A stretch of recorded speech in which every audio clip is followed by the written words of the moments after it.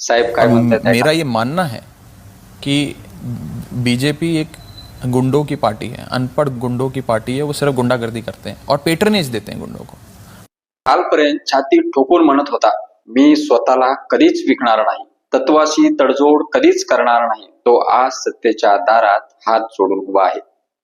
जो कालपर्यंत भाजपला गुंडाची पार्टी म्हणत होता, त्याच पक्षाच्या दरबारात आज नतमस्तक झालेला आहे। मग जनता विचारतीये, हा विचाराचा बदल आहे का, की खुर्चीसाठी झालेला सौदा आहे? हा तत्वाचा नेता आहे का, की सत्तेसाठी रंग बदलणारा सरडा? मित्रांनो, राजकारणामध्ये मतभेद असतात, भूमिका बदलतात, पण स्वतःच्या शब्दाचा गळा घोटून सत्तेसाठी झुकणे हे जनतेला कधीच मान्य नसतं।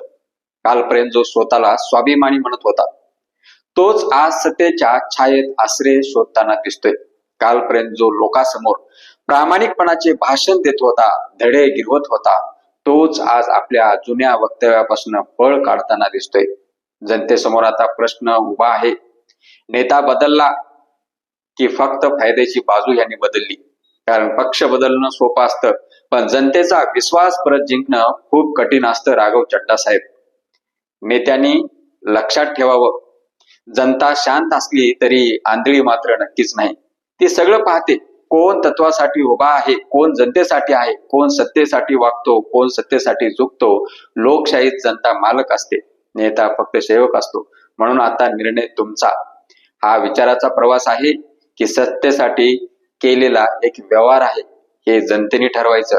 कारण आज राघव चड्डा आहे, आज राघव चड्डा जरी महाराष्ट्रातले नसले तरी महाराष्ट्रामध्ये पण असे अनेक नेते आहेत, हे जनतेने ओळखायला पाहिजे। जय हिंद, जय महाराष्ट्र।